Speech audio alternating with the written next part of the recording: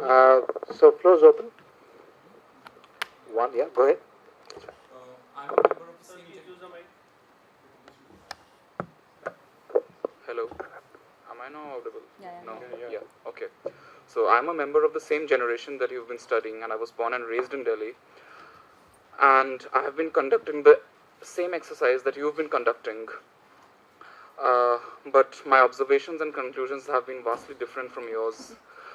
And you paint a picture of my generation's middle class as always hanging out in cafes and restaurants. You forget the fact that my contemptible generation navigates pretty much the same landscape that everyone navigates. And I would like to question your definition of the typical Delhiite. I mean, you often use this word, the typical Delhiite. What is the typical Delhiite?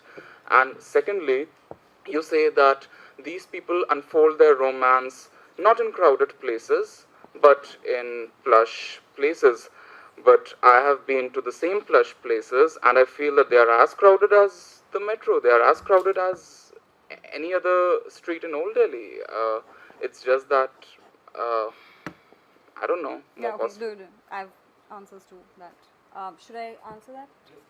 Okay. I found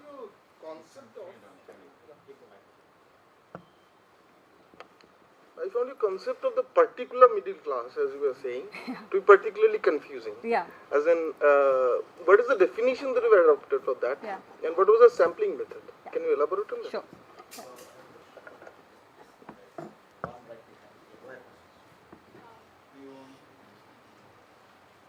So I think the question of middle class is something, and how you define it, and even within the sample size, do you know what their income levels were? I think that is something you're already going to look at. But also the idea of socializing romantically within these sort of gated commercial spaces. Right.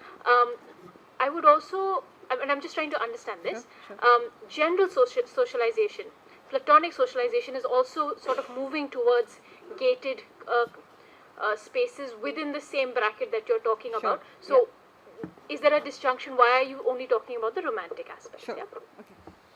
Okay, so can I take these?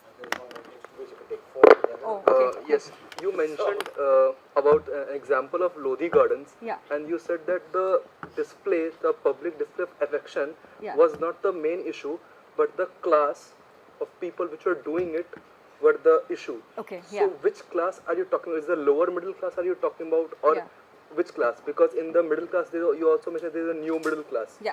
So which is the class that is? Okay, yeah. All right. Let me just, because otherwise I'll forget. Four at a time. Yeah.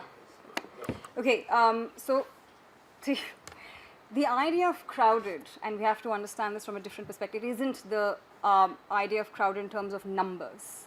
Okay? So you have to be a little kind to the city when you are referring to the idea of crowdedness, because what I'm trying to say is that, of course, I mean, it's Delhi, it's so crowded. I mean, there's no way that you can find any secluded spot. But the chronicles, that's why I started with Ravish Kumar's book.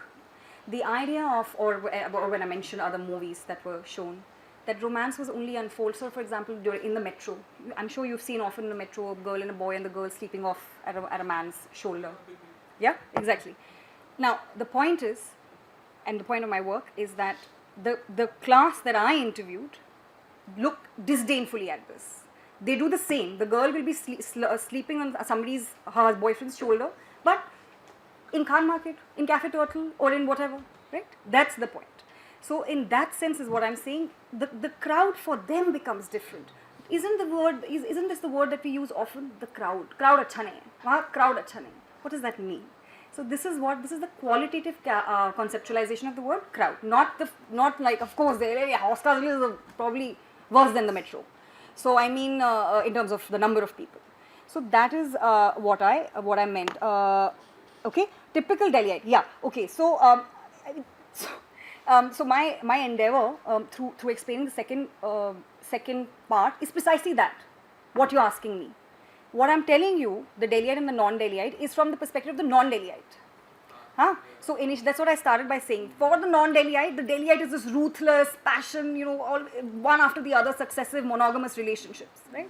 But Is there much difference or is there not? That's why I invoked 2 examples of premarital sex and parental consent, saying that, well, there is much similarity. I don't quite understand it, but this is how they view it. But then also they bridge that view by saying, by slowly occupying the same spaces and by performing the same kind of intimacy. So it's that kind of conceptualization. But anyway, thanks for allowing me to clarify that. Concept of particular middle class, right. And also to answer the question of the middle class. So when I started this research, I mean, there's so much of academic work which talks about how difficult it is to define the middle class. It's a heterogeneous category. A lot of people, in fact, Rakare, Amita Baviskar, they use the word middle classes, rightly so. It's not one, right? It's heterogeneous, the class. So how do I define my segment? What I did was, and that's what I tried to explain, was that I looked at a particular class of achievement-oriented people. That is, those who went to IIT, MBA, right? Now, these places are mixed. They have backgrounds, they have people who come from, as I said, they are kids of civil servants who are occupying central Delhi as a residential space. And it also includes, for example, Delhi universities of people who come from smaller towns, small farmers or big farmers' sons and daughters who have migrated to the city. I didn't want to differentiate. I didn't want to say that I'm just going to look at those who have only been born and brought up in Delhi. I said, let's go to the achievement-oriented aspect of it, which is, let's see how you fare well in your education. Let's see your job preference. And therefore, I did not interview people who opted for public jobs, but I went to multinational companies, 2 multinational companies in Gurgaon, to see what is the mixture of people that are there, that are occupying this new glitzy, globally informed space. So this is the broadly the methodology. Now, what do I say by the particular middle class? Interestingly, what I want to say is that segment of the middle class that wants to aspire to occupy those spaces. So there's nothing to do with income.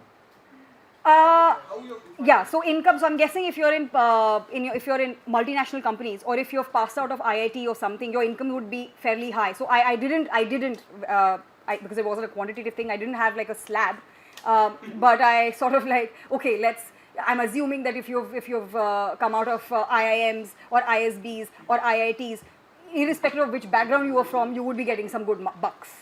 So in that sense, income plays a role, but not in the sense of a survey method. Like, okay, you earned 5 rupees less, I'm not going to interview. Not in that sense. But that was yeah. Also, middle class is defined by aspiration. Absolutely. Absolutely. Aspiring to go up the class hierarchy. Absolutely. Yeah. So that was a part of also because if you're employed in these multinational companies, there is this desire, there is this aspiration. You might not do anything with that money, as you rightly point out. I mean, you could just store it in a box. That's okay.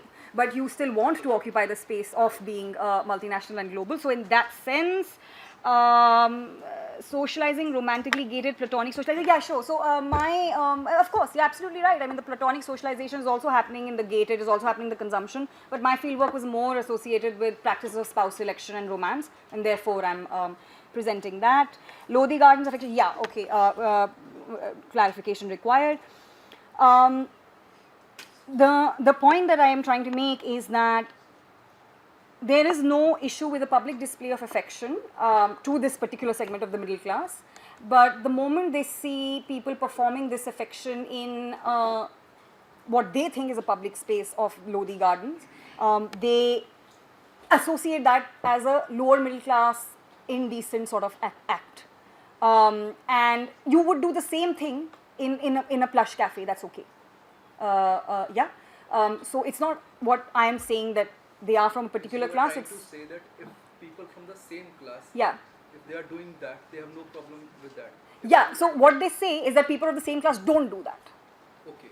So you won't find a multinational company employee sitting in a Lodi garden behind a rock, behind a monument, is what they're saying. I am making no veracity claims here. I'm talking about their understandings, their presentations. So according to them, all those people, whether they are not or not, we don't know. So it's these people who are making these places like that. Exactly, right? So this is what they think. Okay. What? Okay. You also. So, while Yeah. do your second round of questions, let us clarify one thing. So this is spouse selection and romance? Are they one and the same thing? No, they, unfortunately, they're not. But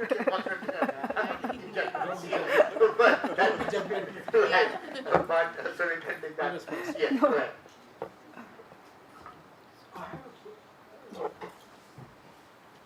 Go ahead. It's not.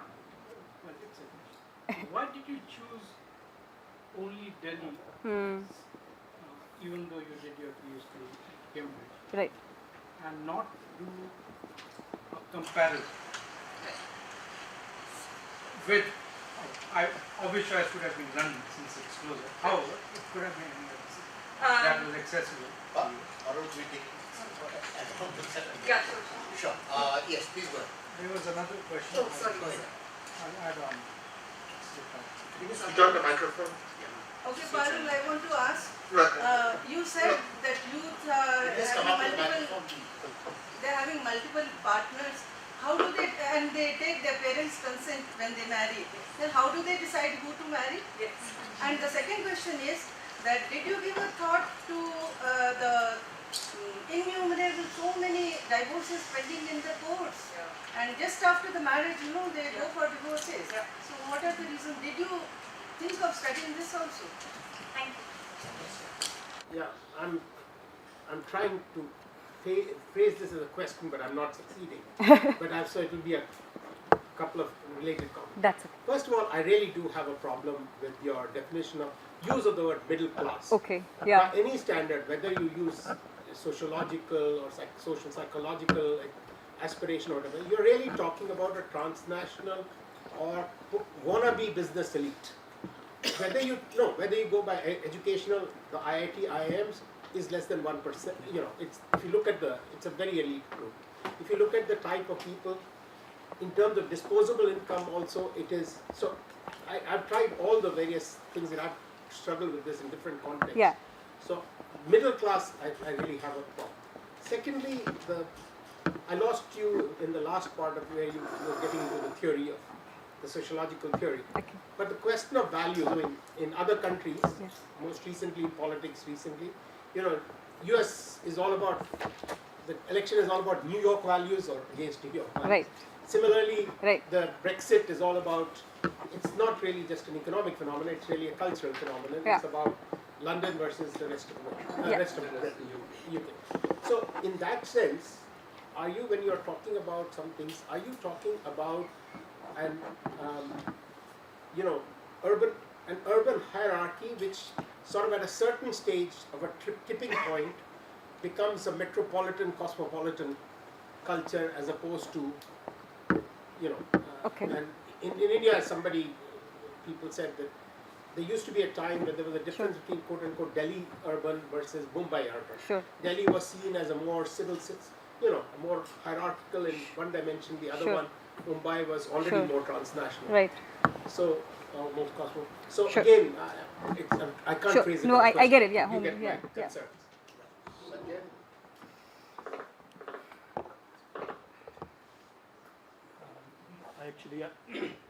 I want to just first make a comment regarding, because many people said something about middle class. I think it's dangerous to fall into the trap of trying to quantify middle class. And Right. sociologically, it's adequate to say the middle class is always a moral claim. Right. If in Absolutely. Delhi, if you Yeah. work in a slum, if you work in someone who is an upper division clerk, Yeah. everyone calls themselves middle class. Because Absolutely. middle class is always a moral claim about being a particular kind of person. Middle class as an income category is interesting, but it's largely a marketing category if you look at where is the marketing. So I think I'm not, sociologically, I don't think there is much to be much to be gained rather by saying that you want to define it in specific ways.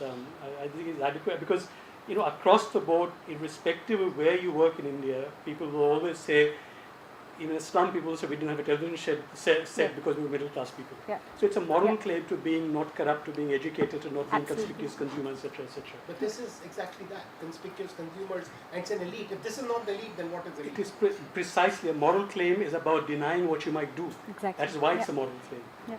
You may do certain things. A moral claim about being, which is sociologically, it makes perfect sense that you may do certain kinds of things, but you identify yourself as being Yeah. honest, educated, Yeah. upright, coming from a family that's never been consumer, etc. So it's a moral claim. It's nothing to do with your actual position, any objective ideas being. Can that define the middle class? It, absolutely. You ask anyone in India, I mean, I've done field work in slums and cities, everyone, no one calls himself, no one will say to you, I'm an upper class person. Yeah. No one will say to you, I'm a lower class person, irrespective of where you are in income. So I'm not saying that income category is not important. I think it's important to think about what people mean by saying, what is at stake in wanting to be called middle class? Why does everyone want to be called middle class? That sociologically is a more interesting question. Anyway, what I want to ask you was maybe it'd be interesting to have some sense of a modern 20th century history of romance. So, if I'm thinking of novels by, say, Gulshan Nanda, which is an extraordinary world of where spaces and cafes are very important, much more, well, not so recently. I mean, Mohan Rakesh's Andheri Bandh Kamari is actually about urban spaces. And much more recently, if you look at the book by Prabhat Ranjan called Bolero Class, which is an absolutely brilliant short stories about small town people, young women who come to the city and then take part in sexuality and romance in the city. And that would be interesting to contextualize. Otherwise, it seems a lot like peasantism. That I mean, it's not that. Some of the 1960s issues are interesting. Finally, I know if you look at the India Today surveys on sexuality, whatever they are worth, and partly it's a marketing exercise, right? Whatever they are worth, I mean, obviously in India Today feels that a lot of their market is in small towns, Absolutely, right? So for the last three or four sex surveys, actually been about how the small town sexuality is far more, inverted commas, advanced and large towns. So it'd be interesting to look at what is happening, because clearly India Today feels that this is what's happening in small towns. Whether what they're actually saying is actually what's happening is not irrelevant. Absolutely. But clearly India Today is about selling things. So it'd be interesting to look at. It'd be interesting to look at why it is that they identify actually a small town sexuality and romance to be quite the opposite of that, in fact, what you might be suggesting. So it'd be interesting to just look at that and also to historicize it. Sure. Thank you very much.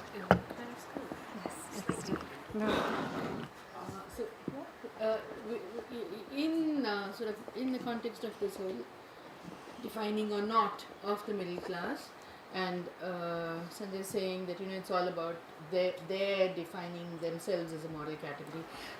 The people that you talk to, how did they define themselves? Did they say we are middle class? Did they say we are from a middle class family, which is different? My parents were middle class. I had a middle class upbringing.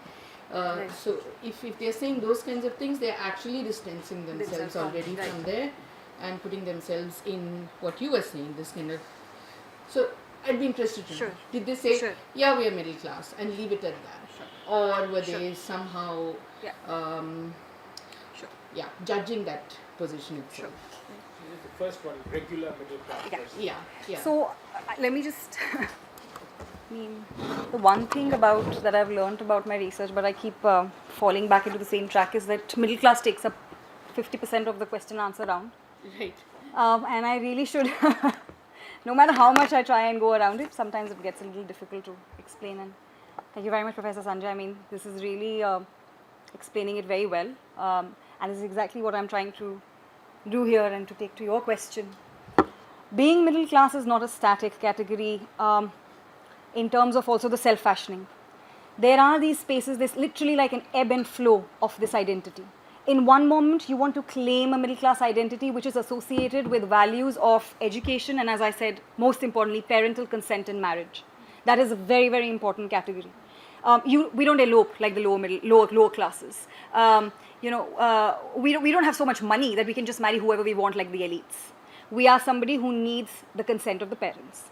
So in that sense, there is always this reiteration of certain ideals and values that they consider to be middle class.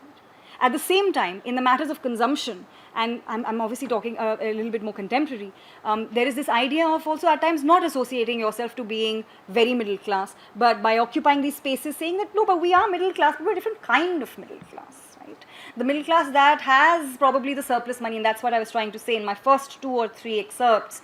This person, I think Amit, who said, my journey, my trajectory of romance, which was informed by the surplus money that I thought I have and, the lifestyles. So I really, I mean, it's a moral category. It cannot only be understood in income terms. And as Professor Sanjay rightly said, I mean, what really defines middle class? Somebody who even owns a scooter to somebody who owns a big Honda car, right? So I mean, how do you? They will all say that they are middle class. There's this kind of moral ideas, and there's an ebb and flow. So at times they will say we are very middle class, and at times they would also want to get away from that category. But sir, they are not quite the elites. Believe me, my current doctoral project is on the elites. They are far from being the elites, and the elites have strong boundaries. And no, I do not agree with you. They are not all business, transnational. But one of the criteria, by the way, that I had was none of them should have studied abroad, and none of them did in my selection process of the sampling process. So none of them was studying abroad, and they were not necessarily transnational yet, but they were aspiring, hoping, dreaming, perhaps to be.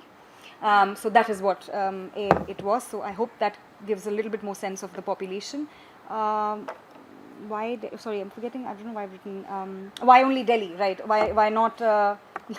Well, one was the issue of time with PhD. It was difficult. My supervisor didn't think that there was time enough to have a comparative study, and he thought it's better to focus, have an ethnographic study rather than a comparative study. So that really, honestly, that really was the main motivation. And why Delhi?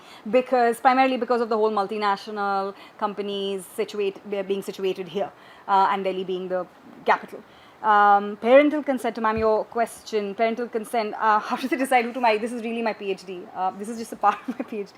So my entire PhD is on how they decide who to marry. So that will take a while to answer that.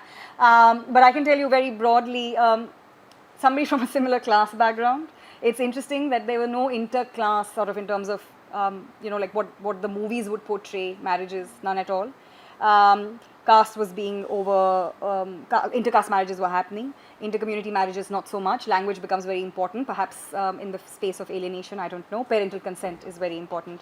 But anyway, that's really, honestly, it's a bit difficult. What about divorces? Very, very interesting point, because some of the couples that I interviewed, I came back to Delhi about 2 years ago, and they're already divorced.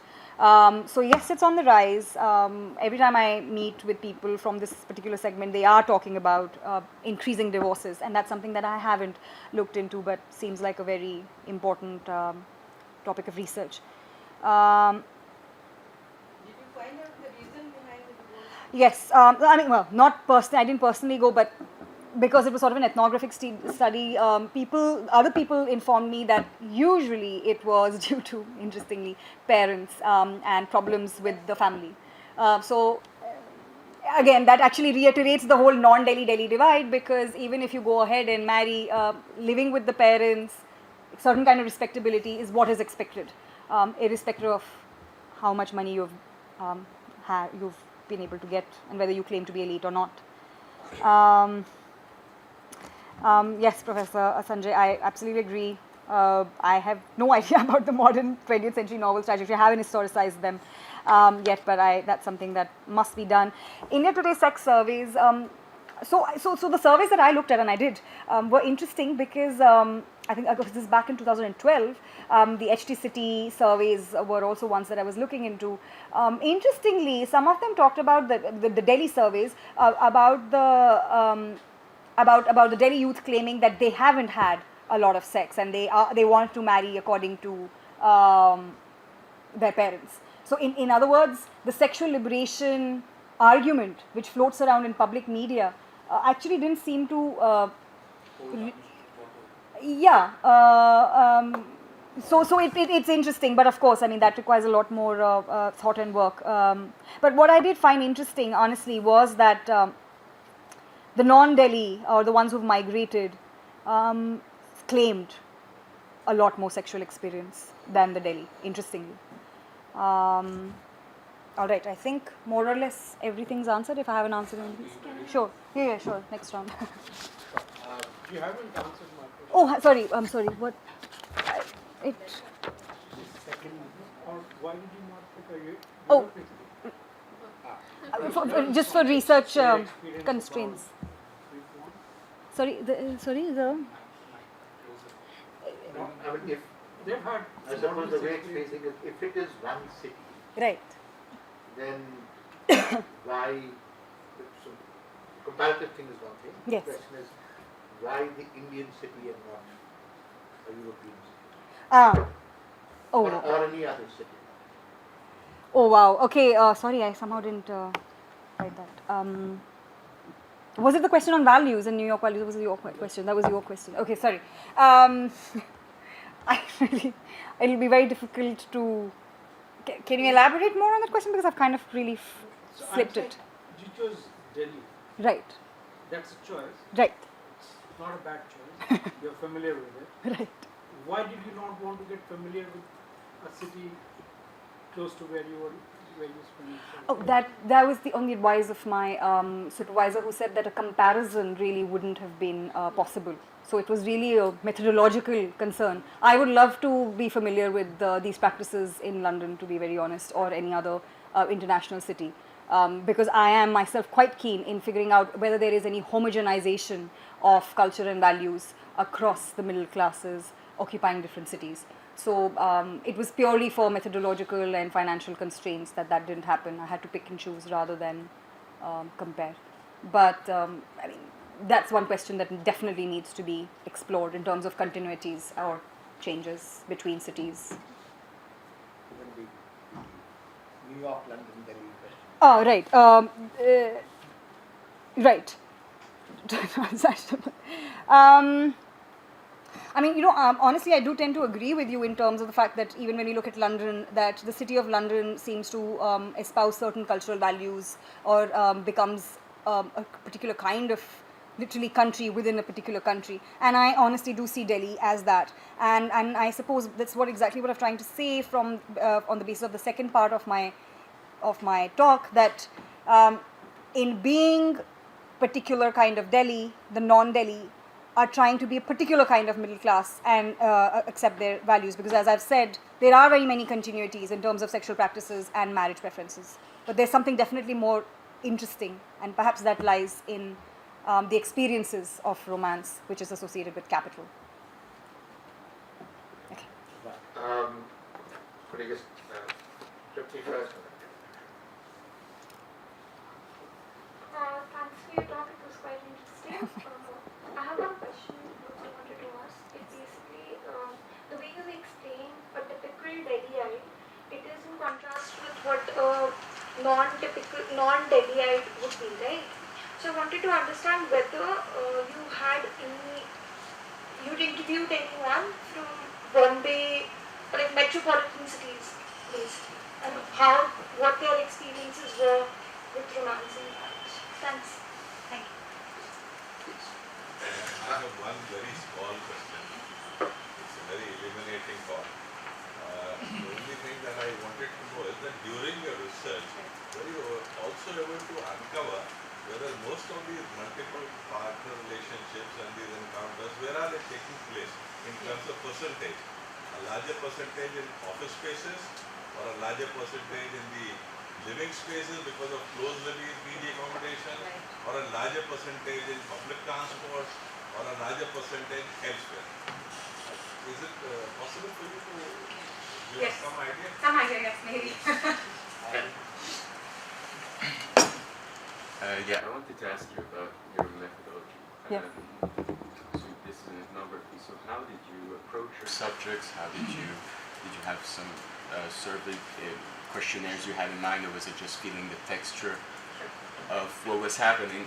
And the other question is more on the end game of your research. I mean, I was talking about this earlier, but in a lot of ethnographic works about elites, middle classes, whatever you want to talk, especially in sociology and urban sociology, I've noticed that in academia there's a tone, right? Which is a tone that is often a tone of condescension, tongue-in-cheekness, and it's a subject that is not treated with the same kind of gravitas which with the researchers amongst us that work on Islam, for instance, would treat the proletariat, right? So if you had done a study of romance in a Delhi Islam, you wouldn't have been treating it with the same kind of, I mean, I don't want to say you've treated it in a tongue-in-cheek way, because obviously this is your life's work and your PhD, but there is a sense of condescension with your subjects, and maybe disdain, and maybe it's part of the self-loathing which sort of is characteristic of the middle class in general. So I just wanted to know I was curious about what what the end game, what the conclusions of your research were in this sense, and is it to say that romance is being sort of is being portrayed, is being sort of hogged by the middle class and defined in one way for the rest of the non-middle class? And yeah. Thanks. Unfortunately, no, I didn't get a chance to meet anybody. And by chance, I mean, I ensured I didn't meet anybody because I was only interviewing people from Delhi. And there was a reason, because I think it would have been a bit too much to handle a different metropolitan city, for example, Bombay, Calcutta, or for that matter, even an international city, because I suppose cities have these clashes of culture. I was more interested in smaller towns assimilating into Delhi, and so it was a methodological decision that I took to not interview anybody else who's, and it strangely, yeah, I mean, I didn't really meet very many people from Bombay. Where do these romances take place? So do you mean simply intimate moments, or do you mean sex? No, you mean sex? No, he doesn't. How do these alliances start in the first Sure. Yes. So that I'll. Yes. phenomena. Absolutely. So actually, probably now the planning will also have to be modified according to everybody comfortable. Sure. So I mean, I think I mentioned this in the talk, that the first sweet love encounters, almost of all the 100 people I interviewed, began in school, high school. So 15, 16, 17. Now the gravitas of that relationship was obviously not very strong because there were hardly any, weren't any long-term relationships. So you go to school, you go to college, and then you keep changing, you keep shifting, and you meet newer peoples. So it really depends on the spaces that you're occupying for education of a profession.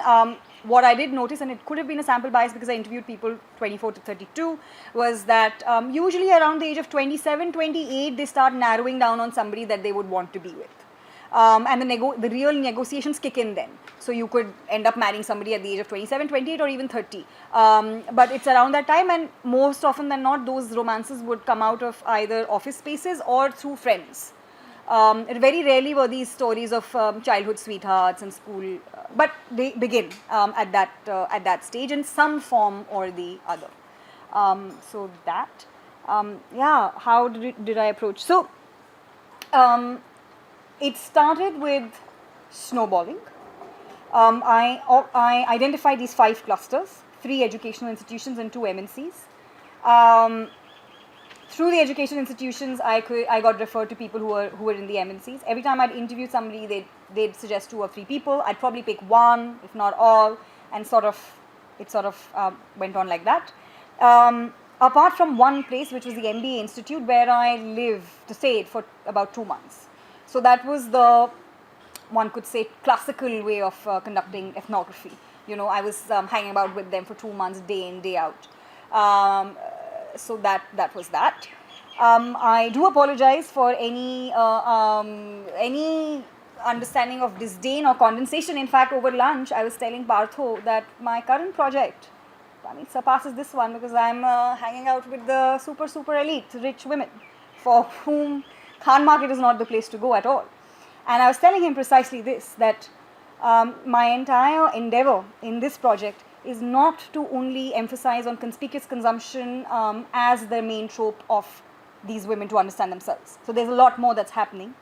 I hope I can do that in this research as well. So what I'm trying to say is that I'm not viewing capital or their engagement in capital with disdain, really, with condensation, but what I suppose I'm trying to say is that it plays a central role. And not because romance is something that can only be achieved through capital, but because in romancing, your middle class identity can only be achieved through capital. So that is for them. And in that sense, I don't intend to be disdainful, to be rather honest. I about your work in particular. I hope, yeah. I was noticing a trend in academic work. No, I wouldn't want to do that. As well. Yeah. Studying gated communities, absolutely. cultural practices of elites, they often have this kind of absolutely. No, absolutely. In terms of what my conclusion is, this is exactly this is what I'm trying to say, that through these practices, and I'm obviously only focusing on intimacy and romance, I can't emphasize that on enough. there is this idea of homogenizing these experiences then. And that's what I've tried to show through the second part, right? How the non-Delhi also then begin to occupy these spaces. They begin to speak that language. Percolates down this kind of. Exactly. So there is that hegemonizing ideals of consumption and romance, which is something that Rachel Dwyer, which I started off with, like, you know, by talking about how cinema becomes a hegemonizing tool for the middle class. In that way, romance and intimacy, practiced in particular forms, becomes hegemonizing. Because this is what you're supposed to do. You're supposed to take out your girlfriend for a nice dinner. How can you just take her out to Haldiram's, right? I mean, that. Okay, sure.